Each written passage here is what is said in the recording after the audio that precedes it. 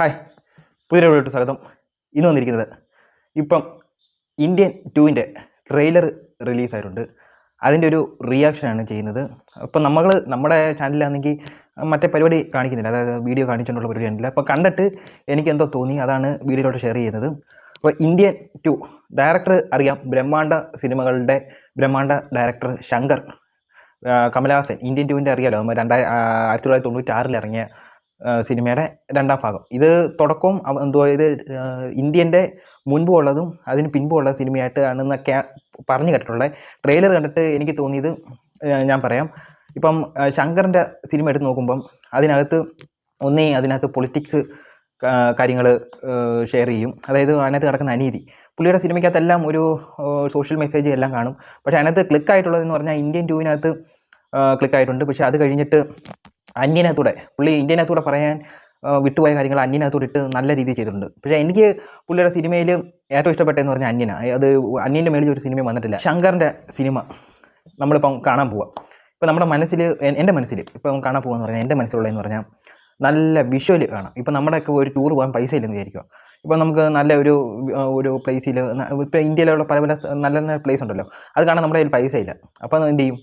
ഇപ്പോൾ ഈ ശങ്കറിൻ്റെ സിനിമ ഇറങ്ങുന്നുണ്ടെന്ന് വിചാരിക്കുക. നമ്മൾ ഇപ്പോൾ ഒരു 150 രൂപ കൊടുത്ത് ആ ഒരു സിനിമ കാണാൻ പോവുകയാണെങ്കിൽ നമുക്ക് ആ ഒരു വഴിക്ക് 2 പക്ഷി എന്നിട്ട് വിട്ട് ഒരു സിനിമയും കാണാം, അത്യാവശ്യം വിഷ്വൽ കണ്ട് എൻജോയ് ചെയ്യുകയും ചെയ്യാം. അതാണ് ശങ്കറിൻ്റെ സിനിമയെന്ന് പറഞ്ഞാൽ.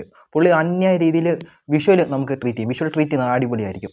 ഇപ്പോൾ ഇന്ത്യയിലോട്ട് വരുവാണെങ്കിൽ എനിക്ക് തോന്നിയ ഒരു ചെറിയ സ്റ്റോറി എന്ന് പറഞ്ഞാൽ, ഇന്ത്യൻ ഫസ്റ്റിനകത്ത് തീരുന്ന ഒരു സ്ഥലമുണ്ട്. അതായത് വിദേശത്ത് പുള്ളിയുടെ മകനെ കൊന്നിട്ട്, അതായത് ചന്ദ്രബോസിനെ കൊന്നിട്ട് പുള്ളി വെളിയിൽ നിന്ന് പുള്ളി വിളിക്കുന്നുണ്ട്. പോലീസ് വിളിച്ച് പറയുന്നുണ്ട് ഇന്ത്യൻ സാവേക്കടിയാത് അനീതി കിടക്കുന്നു അങ്ങനെ പറഞ്ഞിട്ട് പുള്ളി ഒരു മാസം ഈ പറഞ്ഞിട്ട് പോകുന്നുണ്ട്. അവിടെ വെച്ചാണ് ഇന്ത്യൻ ഫസ്റ്റ് അവസാനിക്കുന്നത്. ഇതിനകത്തോട്ട് വരുമ്പം അത് തന്നെ ആ ഇന്ത്യൻ ഫസ്റ്റിനകത്ത് കിടക്കുന്ന ഒരു അനീതി പോലെ ഇതിനകത്തും സെക്കൻഡിനകത്തും അതേപോലെ അനീതി കാണിക്കുന്നുണ്ട്.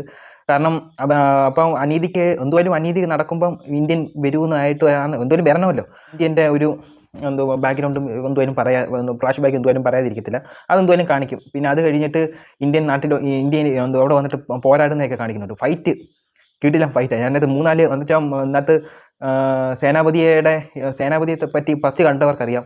പുള്ളി അയോധന കലയും മർമ്മമൊക്കെ അറിയാവുന്ന ഒരു വ്യക്തിയായിട്ടാണ് അതിനകത്ത് ഫസ്റ്റ് കാണിച്ചേക്കുന്നത്. പക്ഷേ അതുമായിട്ട് ബന്ധപ്പെട്ട് കിടിലൻ ഫൈറ്റിനകത്ത് ചെയ്തു വെച്ചിട്ടുണ്ട്.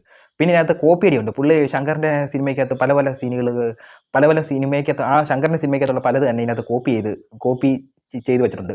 എന്തിനകത്ത് ആ തോക്ക് നേരെയാക്കുന്ന കുറച്ച് സീനുണ്ടല്ലോ, അത് അതേപോലെ കാണിച്ചു വെച്ചിട്ടുണ്ട്. എനിക്ക് ഐക്യത്തുള്ള കുറച്ച് സീനുണ്ടല്ലോ, നമുക്ക് ഐക്യത്തുള്ള സോങ് ഉണ്ടല്ലോ, ആ സോങ്ങിൻ്റെ അതേ മേക്കിംഗ് സ്റ്റൈൽ എനിക്ക് ചിലയിടത്തൊക്കെ തോന്നി. പിന്നെ ഫൈറ്റ് ഐക്യത്തുള്ള ചില ഫൈറ്റുമായിട്ട് സാമ്യമുള്ള എൻ്റെ കൂടെ തോന്നി.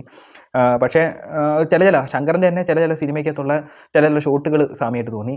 പക്ഷേ ഇത് നിരാശപ്പെടുത്തത്തില്ല. പക്ഷേ ഈ ഒരു ട്രെയിലർ എനിക്കൊരു ആവറേജ് ട്രെയിലറായിട്ട് എനിക്ക് തോന്നിയുള്ളൂ. കാരണം ഒത്തിരി ഷെഡ്യൂൾ ചെയ്ത് ഇറക്കിയ ഒരു പടം, ഒത്തിരി കഷ്ടപ്പെട്ടൊക്കെ ഇറക്കിയത്. എനിക്കൊരു 2018 ഷൂട്ട് തുടങ്ങിയതാണെന്ന് തോന്നുന്നു. അത് നിർത്തി വെച്ച് അന്ന് കാജലിനെ ആക്ട്രസ് ആയിട്ട് വിളിച്ചിട്ടുണ്ടായിരുന്നു. ഇപ്പം ഇതിനകത്ത് കാജൽ അല്ലെന്ന് തോന്നുന്നു. ഇതൊരു സിനിമയിൽ നടക്കുന്ന എന്തോ പ്രശ്നവും പൊളിറ്റിക്സും കൂടെ ചേർന്നുള്ള എന്തോ ഒരു കണ്ടിട്ട് എനിക്ക് അങ്ങനെ തോന്നിയത്. ഇനി ജൂലൈ വരെ കാത്തിരിക്കാം. എനിക്കൊരു ട്രെയിലർ ഒരു ആവറേജ് ഫീലിംഗ് ആയിട്ട്. പിന്നെ 2-3 ചേസിംഗ് ഒക്കെ നടക്കുന്നുണ്ട്. ശങ്കർ ആയതുകൊണ്ട് നമുക്ക് നല്ലൊരു വിഷ്വൽ ട്രീറ്റ് കാണാം. പുള്ളിയുടെ ഏറ്റവും ബോർ സിനിമ എന്ന് പറഞ്ഞാൽ ശിവാജിക്കകത്തും ചില ലൊക്കേഷനൊക്കെ പുള്ളി നല്ലോണം ചെയ്ത് വെച്ചിട്ടുണ്ട്. അതുപോലെ ഇത് മോശമാകുന്നല്ല പറയുന്നത്, പുള്ളി ആയതുകൊണ്ട് ഇത് പിടിച്ച് നിർത്താനുള്ള കഴിവ് പുള്ളിക്കുണ്ട്. കാരണം ഇപ്പം ശങ്കറിൻ്റെ ഒരു സിനിമ ഇതങ്ങനെ ആണെന്നല്ല, ശങ്കറിൻ്റെ ചില സിനിമകൾ നമ്മൾ കാണുകയാണെങ്കിൽ, ഇപ്പോൾ ഞാനൊരു എക്സാമ്പിൾ പറയുകയാണെങ്കിൽ, നമ്മളൊരു നല്ലൊരു ബംഗ്ലാവ് വെച്ചെന്ന് വിചാരിച്ചു. നല്ല ഡിസൈൻ, പുറകിൽ നിന്ന് നോക്കുമ്പോൾ നല്ല ഡിസൈനൊക്കെ ചെയ്ത് നല്ല രീതിയിൽ ബംഗ്ലാവ് പണിഞ്ഞു വെച്ചേക്കുക. പുള്ളി എല്ലാം ചെയ്ത് ഡിസൈനും എല്ലാം ചെയ്ത് വെച്ചേക്കുക. നമ്മൾ ആ ബംഗ്ലാവിനകത്തോട്ട് കയറുമ്പം അതെല്ലാം വലിയൊരു ഹാൾ, അതിനകത്തിലെ ഒന്നും ചെയ്തിട്ടില്ലെന്നുള്ള രീതി ഉണ്ടല്ലോ. അതേപോലെയാണ് ശങ്കറിൻ്റെ. പുറത്ത് നിന്ന് നോക്കുക നല്ല തെറ്റായിരിക്കും, അകത്ത് നോക്കുമ്പോൾ അതിനകത്തൊന്നുമില്ല. സ്റ്റോറി സിനിമയുടെ കാര്യം ഞാൻ പറഞ്ഞത്. ഇത് ചില ശങ്കറിൻ്റെ സിനിമ അങ്ങനെ, പക്ഷേ ഇത് അങ്ങനെ അത്ര ആയിട്ടില്ല. എനിക്കൊരു ട്രെയിലർ ഒരു ആവറേജ് ഫീലിംഗാണ് കിട്ടിയത്. നമുക്കിനി കാത്തിരിക്കാം, അത്ര സിനിമ എങ്ങനെ ഉണ്ടെന്ന് കാത്തിരിക്കാം. അപ്പോൾ ഇത്രയേ ഉള്ളൂ. അടുത്തൊരു വീഡിയോ ആയിട്ട് വരുന്നവരെ ചാനലൊന്ന് സബ്സ്ക്രൈബ് ചെയ്യണേ.